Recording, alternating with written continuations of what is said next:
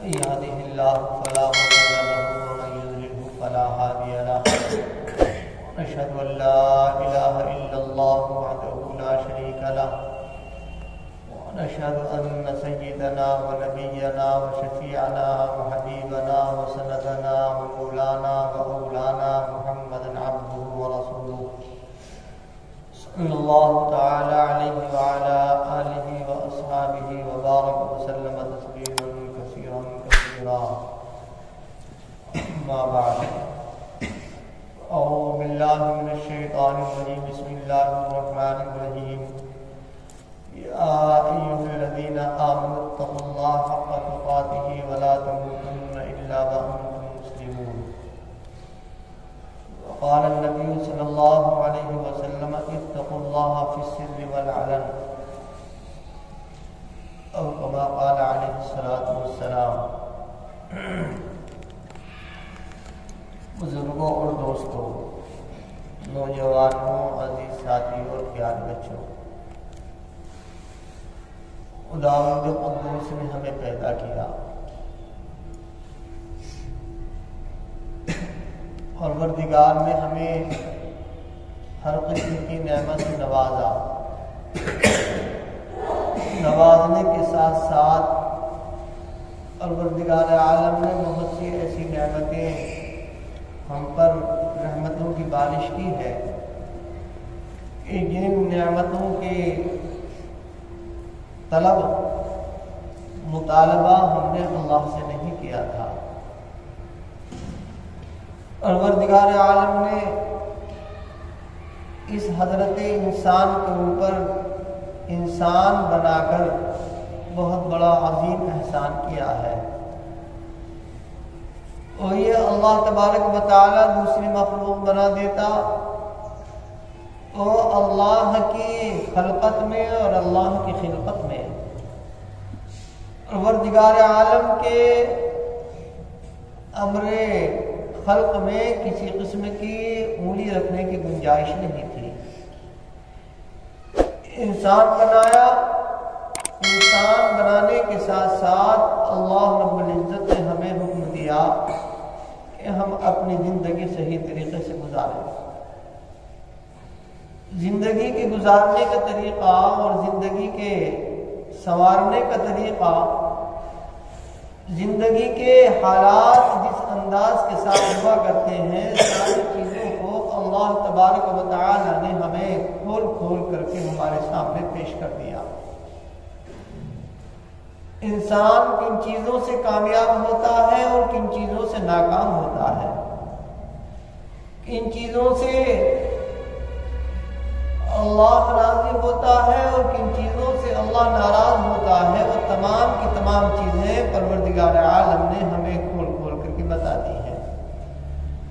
نبیوں کا سلسلہ چلتا رہا اور انبیاء کرام علیہ السلام ابتدائے آفریشنش سے اس عالم انسانیت کو سمجھاتے رہے، مکمل طریقے سے دنیا کے سامنے وہ تمام چیزیں پیش کرتے رہے جو اس انسانیت کے لیے ضروری تھی. اخیر میں ہمارے اور پورے عالم کے سردار اور سرتاج جناب محمد رسول اللہ صلی اللہ علیہ وآلہ وسلم تشریف لائے. حضور پاک علیہ السلام کی تشریف آوری کے بعد تمام جتنی بھی چیزیں تھیں ان پر مہر لگا دی گئی اور کہہ دیا گیا اب تمہاری یہ راہ عمل ہے.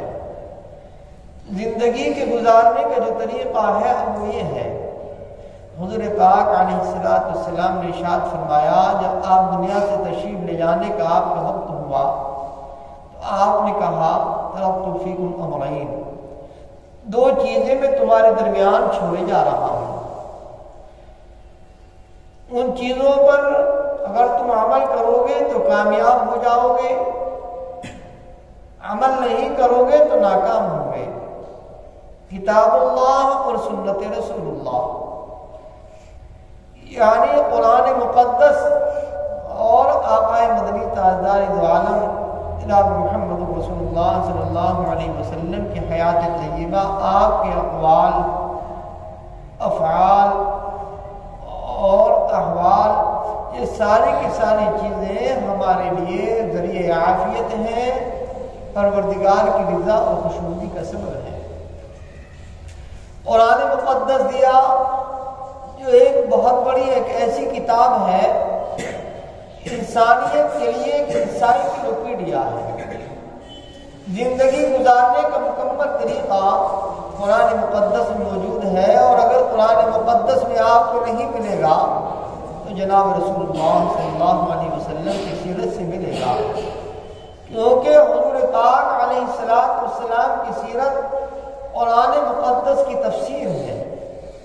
قرآن مقدس کے اندر جو بات سمجھ میں نہیں آتی ہے، حضور پاک علیہ السلام کی سیرت سے وہ تمام کی تمام چیزیں سمجھ میں آ جایا کرتی ہیں۔ حضرت علی رضی اللہ تعالیٰ عنہ نے تو یہاں تک کہہ دیا کہ جتنے بھی علوم تھے، جتنے بھی فنون تھے، وہ تمام علوم اور فنون سارے کے سارے قرآن مقدس میں موجود ہیں۔ ولیکن تقاصر عنہ الافہام، لیکن انسانوں کے عقلیں، انسانوں کی سمجھ اس کے سمجھنے سے قاصر ہے۔ قرآن مقدس ہمیں ایک لائحہ عمل دیا، انسانی زندگی گزارنے کا طریقہ کہ کس انداز کے ساتھ انسان زندگی گزارے۔ بسم اللہ سے قرآن کو شروع کیا، ناس کے سین پر ختم کیا، بسم اللہ کے با کو ملا کر اور ناس کے سین کو ملا کر لفظ بس بنتا ہے۔ مطلب یہ ہوا کہ بس صرف تمہارے لیے قرآن مقدس کافی ہے۔ یہ قرآن مقدس کے بعد اب تمہارے لیے کسی چیز کی ضرورت نہیں رہی۔ ضرورت اس لیے نہیں رہی کہ جس طریقے سے آقا مدنی تاجدار دو عالم جناب محمد رسول اللہ صلی اللہ علیہ وسلم خاتم الانبیاء ہیں، خاتم الرسل ہیں، اسی طریقے سے آپ خاتم الکتاب بھی ہیں۔ یعنی اب خداوند قدوس کی جانب سے کوئی کتاب نازل نہیں ہوگی، پروردگار عالم کی جانب سے فرامین کا، قوانین کا کوئی مجموعہ اب نازل نہیں ہوگا۔ ساری چیزوں کو ختم کر دیا گیا، بند کر دیا گیا۔ قرآن مقدس نے آ کر تمام کتابوں پر مہر لگا دی، ساری کتابوں کو بند کر دیا، اور یہ کہہ دیا گیا کہ اب قرآن مقدس یہ آخری لائحہ عمل ہے زندگی کے گزارنے کا۔ جب تک یہ انسانیت اور انسان باقی رہے گا، یہ عالم اور عالمیت باقی رہے گی، کائنات کی ہر ایک چیز باقی رہے گی، یہ قرآن مقدس کا وجود باقی رہے گا۔ جب کائنات ہی باقی نہ رہے گی تو قرآن مقدس کے وجود کو ختم کر دیا جائے گا۔ قرآن مقدس نے یوں فرمایا، ایھا الذین آمنوا اتقوا اللہ حق تقاتہ ولا تموتن الا وانتم مسلمون۔ اے ایمان والو، تم اللہ سے ڈرو، پروردگار عالم سے تقوی اختیار کرو، جیسا کہ اس سے تقوی اور ڈرنے کا حق ہے۔ یعنی اللہ تبارک و تعالی سے خوف کھانا، ڈرنا، چاہے وہ کسی بھی حالت میں ہو۔ پروردگار عالم سے انسان خوف کھائے، کیونکہ اللہ تبارک و تعالی جب کسی انسان کو پکڑنے پر آتا ہے تو ایسا پکڑتا ہے، ایسی اس کی بندش اور اس کے اوپر اللہ تبارک و تعالی کی رسی ایسی کھینچتی ہے کہ انسان پھر کہیں کا نہیں رہتا۔ قوم عاد کے واقعات قرآن نے بیان کیے، قوم سمود کے بیان کیے، قوم ہود کے بیان کیے، نوح علیہ السلام کی قوم کے حالات کو بیان کیا، موسیٰ علیہ السلام کی قوم کے حالات کو بیان کیا۔ یعنی بے شمار انبیاء کی جو قوم تھی ان کے حالات کو بیان کیا۔ ان کے حالات بیان کرنے کے بعد کو کہا فَاعْتَبِرُوا يَا أُولِي الْأَبْصَارِ، عقل مندوں تم عقل حاصل کر لو، عبرت حاصل کر لو، سمجھداری حاصل کر لو ان تمام واقعات سے۔ قوم عاد کو ہلاک کر دیا گیا، قوم ثمود کو ہلاک کر دیا گیا، قوم ہود کو ہلاک کر دیا گیا۔ نوح علیہ السلام جنہوں نے 1100 سال تک اپنی قوم کو سمجھایا، 950 سال کا تذکرہ تو قرآن مقدس میں ملتا ہے، قوم نے نہیں مانی، پروردگار نے پانی کا عذاب بھیجا، پانی کے عذاب کے بھیجنے کے بعد پوری قوم کو ہلاک کر دیا اور برباد کر دیا۔ لیکن جناب محمد رسول اللہ صلی اللہ علیہ وآلہ وسلم کا صدقہ اور حضور پاک علیہ السلام کی دعا، حضور پاک علیہ السلام کا وسیلہ جناب محمد رسول اللہ صلی اللہ علیہ وآلہ وسلم کی زندگی کے اعتبار سے خاتم الانبیاء ہونا اور خاتم الرسل ہونا، اللہ قوموں کو ہلاک نہیں کرے گا کہ جس طریقے سے دوسری قوموں کو ہلاک کیا ہے اس طریقے سے قومیں ہلاک نہیں ہوگی، وقتاً فوقتاً عذاب کی شکلیں آتی رہیں گی اور بدل بدل کر آتی رہیں گی، لیکن تمہارے ساتھ وہ سلوک کیا جاتا رہے گا، تمہارے اعمال کی وجہ سے، تمہاری زندگیوں کی وجہ سے، تمہارے حالات کی وجہ سے، تمہارے تمام زندگی کو گزارنے کے طریقوں کے اعتبار سے تمہارے اوپر حالات تو آتے رہیں گے، لیکن یکسر پوری قوم ختم ہو جائے، امت محمدیہ یکسر نابود ہو جائے، بالکل نیست ہو جائے، اس کا کوئی وجود باقی نہ رہے۔ جس طریقے سے قوم عاد کو یاد کیا جاتا رہے گا، قوم ثمود کو یاد کیا جاتا رہے گا، اور قوم ہود کو یاد کیا جاتا رہے گا، قوم موسیٰ کو یاد کیا جاتا رہے گا، قوم نوح کو یاد کیا جاتا رہے گا، اسی طریقے سے ہم کو بھی یاد کیا جائے، ایسا نہیں ہوگا۔ تو اللہ تبارک و تعالی نے قرآن مقدس کے اندر کہا، اے ایمان والو اللہ سے ڈرو، خوف اختیار کرو۔ حضور پاک علیہ السلام نے فرمایا اتقوا اللہ فی السر والعلن، کہ اللہ سے تم کھلم کھلا بھی ڈرو اور پوشیدہ آہستہ سے بھی ڈرو، یعنی خلوت میں بھی ڈرو اور جلوت میں بھی ڈرو، سب کے سامنے بھی ڈرو اور جب تنہائی میں ہو جب بھی ڈرو، یعنی کہ اللہ سے ڈرو۔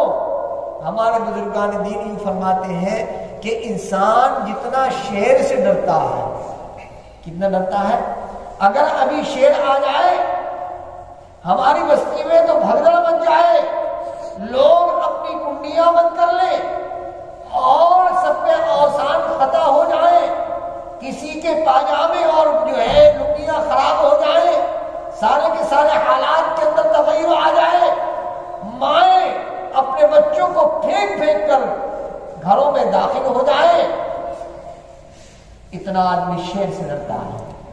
تو یوں فرمایا کہ جتنا آدمی شیر سے ڈرتا ہے اتنا اگر اللہ سے ڈرنے لگے، جتنا آدمی شیر سے ڈرتا ہے کہ اگر اللہ سے ڈرنے لگے تو اللہ تبارک و تعالی اس کو معرفت کا نور عطا فرمائے گا۔ لیکن اللہ سے کون ڈر رہا ہے، کون نہیں ڈر رہا ہے، خلوت میں ڈر رہا ہے، جلوت میں ڈر رہا ہے، کس وقت اللہ کی یاد اس کو آتی ہے، اللہ تبارک و تعالی سے وہ کتنا خوف کھا رہا ہے، جنت کے ملنے کی طلب اس کے اندر کتنی ہے، اور دوزخ سے بچنے کی طلب اس کے اندر کتنی ہے، یہ انسان اپنے تعلق سے خود فیصلہ کر سکتا ہے کہ میں اللہ سے کتنا ڈر رہا ہوں، کتنا میں خوف کھا رہا ہوں۔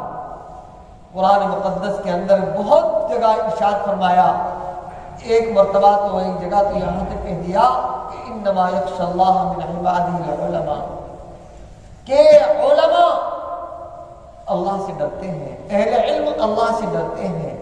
یہاں پر یہ فرمایا کہ جس صاحب علم کے اندر خشیت الہی نہ ہو، خوف الہی نہ ہو، پروردگار کا ڈر نہ ہو، وہ علم اس کو فائدہ نہیں پہنچا سکتا۔ اس لیے ضروری ہے کہ ہم اللہ سے ڈریں، اللہ سے خوف کریں۔ پروردگار عالم کی لاٹھی میں آواز نہیں ہوا کرتی ہے. رب العالمین ہر ایک کے ساتھ کوئی نہ کوئی ایسا معاملہ ضرور کیا کرتا ہے کہ انسان بھائی اللہ کو ہر ایک یاد کو کرتا ہے کس وقت میں جب وہ اس پر تنگی آتی ہے، پریشانی آتی ہے، تکلیفیں آتی ہیں، مصیبت آتی ہے. ذرا سا بخار ہو جائے تو کہتا ہائے اللہ ہائے اللہ. سر میں درد ہو جائے سر کو پکڑ کر کہتا اے اللہ ہائے اللہ ہائے اللہ ہائے اللہ.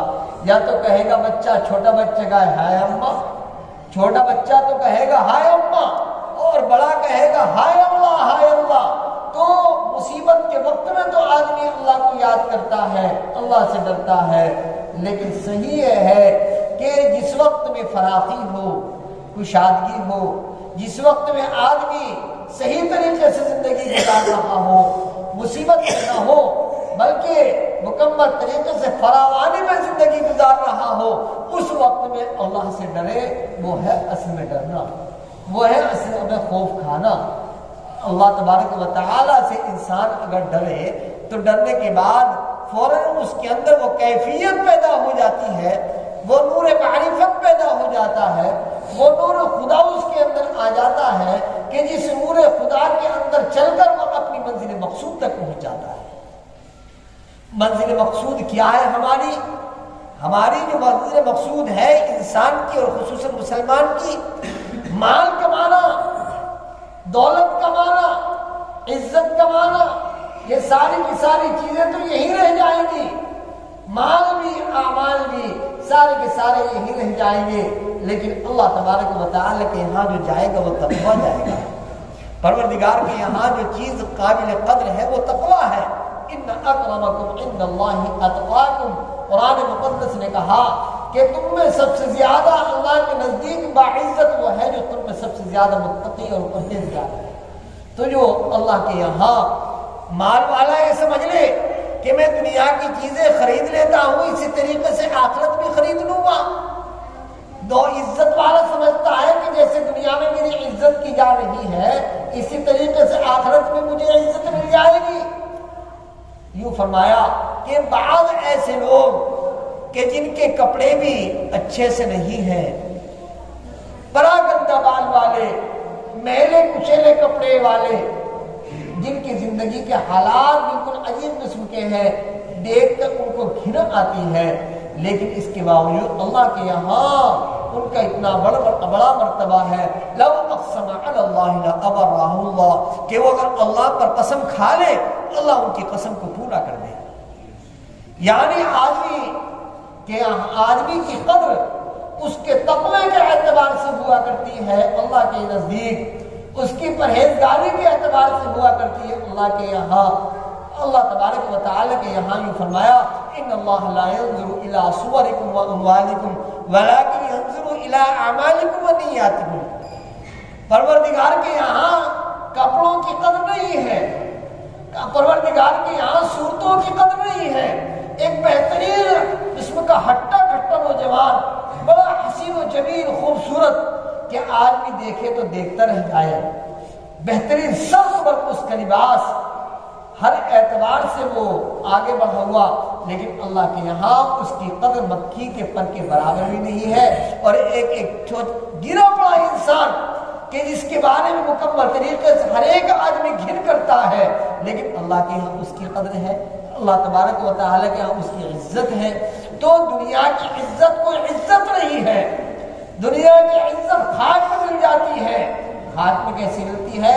بڑا دولت والا، عزت والا، عہدے والا اور ملازمت والا، بہت بڑا کرسی والا، جب کئی من مٹی اس کے اندر اس کو داخل کر دیا جاتا ہے اور ہاتھوں کے ذریعے سے مٹی اس کے اوپر پھیر دی جاتی ہے، ساری عزت خاک مل جاتی ہے اور خاک کے نیچے، خاک کے تلے دب جاتی ہے. لیکن اللہ کے یہاں کس کی قدر ہے؟ پروردگار کی کس کے یہاں کس کی عزت ہے؟ اللہ کس کو عزت کا تاج پہنائے گا؟ اللہ کس کو اکرام کا تاج سے نوازے گا؟ یہ تو اللہ ہی جانتا ہے. لیکن اللہ کے یہاں جو قدر ہے وہ کس کی ہے؟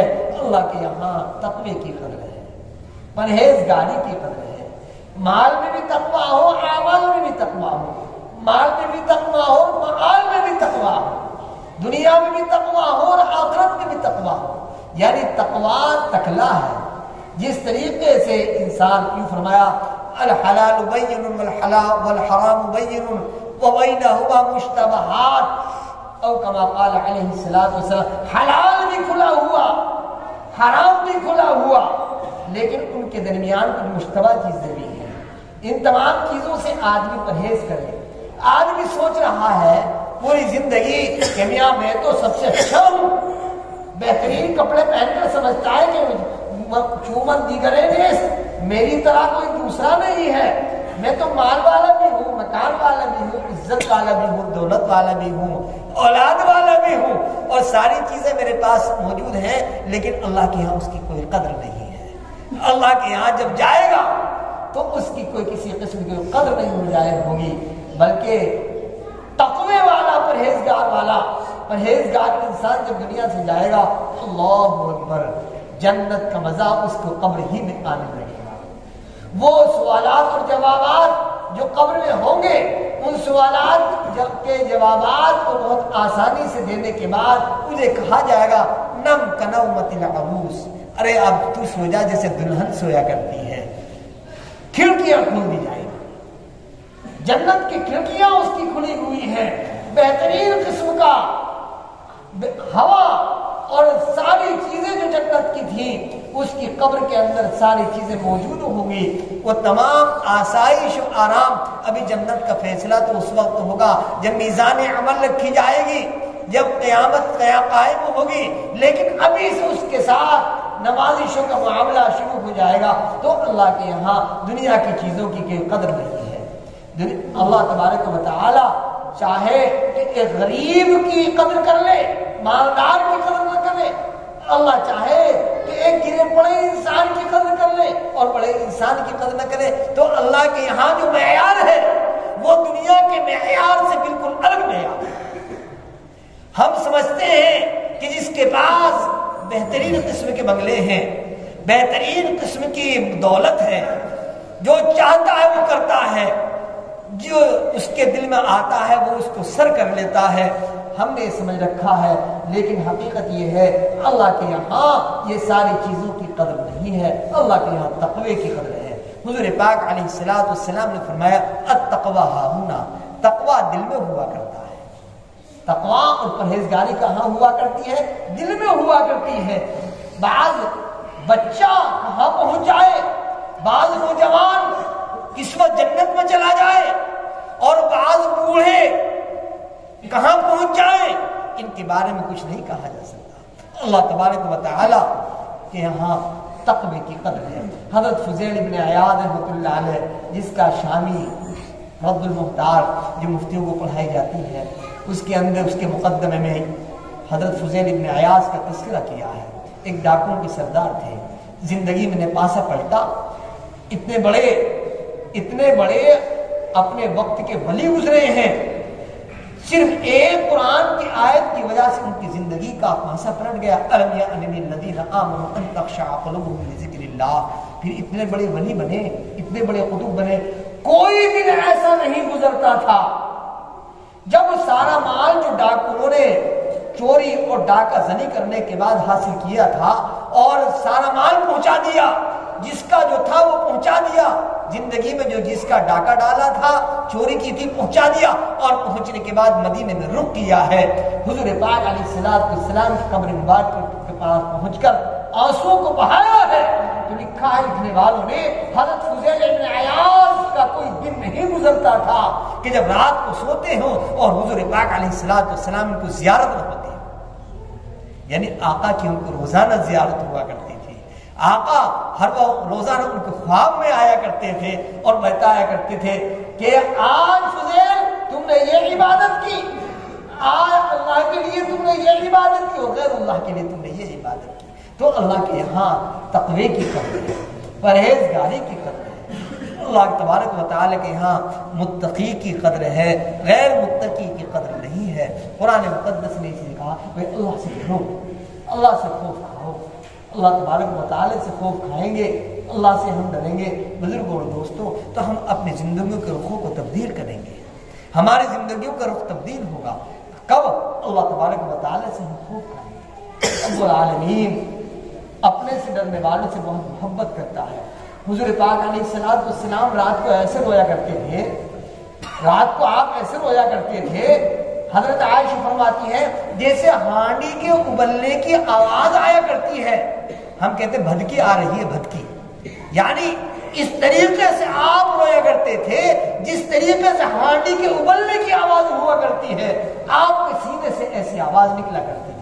کوئی ہے ایسا مائی کا لال جو راتوں کو اٹھ کر اللہ کی بارگاہ میں، اللہ کے دربار میں روئے اور گر گڑائے کہ اللہ تو کسی طریقے سے مجھے جہنم سے بچا لے، اے اللہ تو مجھے کسی طریقے سے جنت میں داخل کر دے، اے اللہ تو مجھ سے راضی ہو جا، اے اللہ تو مجھ سے خوش ہو جا، اے اللہ تو مجھے دیکھ کر کے مسکرا دے، ہے نہیں؟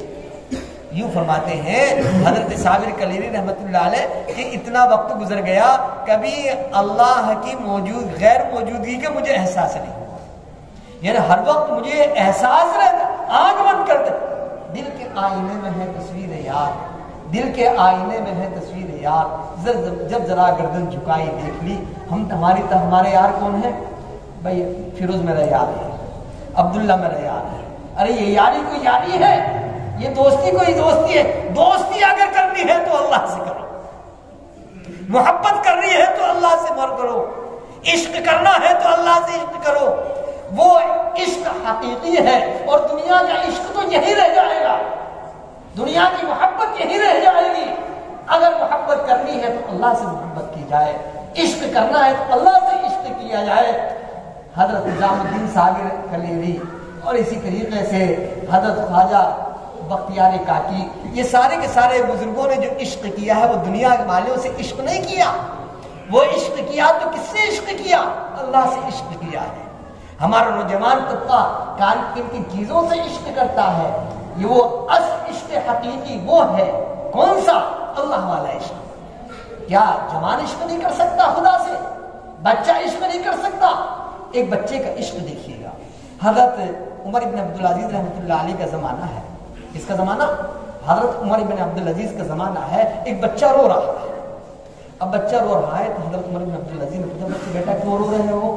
کہ میں اس لیے رو رہا ہوں کہ میری امی جب کھانا پکاتی ہیں تو چھوٹی چھوٹی چھپٹیاں چولہے کے اندر رکھتی ہیں آگ جلانے کے لیے، چھوٹی چھوٹی لکڑیاں آگ جلانے کے لیے رکھا کرتی ہیں، تو وہ یوں کہتا ہے کہ میں ابھی چھوٹا سا ہوں، ابھی میں بچہ ہوں، کہ ایسا نہ ہو جب جہنم کی آگ کو دھوکایا جائے کہ میں چھوٹے چھوٹے بچوں کے ذریعے سے جہنم کی آگ کو دھوکایا جائے۔ اللہ، یہ وہ بچہ رو رہا ہے، وہ یہ کہہ رہا ہے کہ میں اس لیے رو رہا ہوں، میں چھوٹا سا بچہ ہوں کہ جہنم کی آگ کو دھوکایا جائے گا اور جہنمیوں کو جہنم میں ڈالا جائے گا، تو اس وقت جو بڑے بڑے تو جائیں گے، ایسا نہ ہو کہ جب میری امی روٹی پکاتی ہیں تو چھوٹی چھوٹی لکڑیاں اس آگ کو جلانے کے لیے رکھا کرتی ہیں، ایسا نہ ہو اللہ مجھ بچے کے ذریعے سے جہنم کی آگ کو جلائے۔ اللہ پاک عمل کی توفیق عطا فرمائے۔ باپ دعوانا اپنے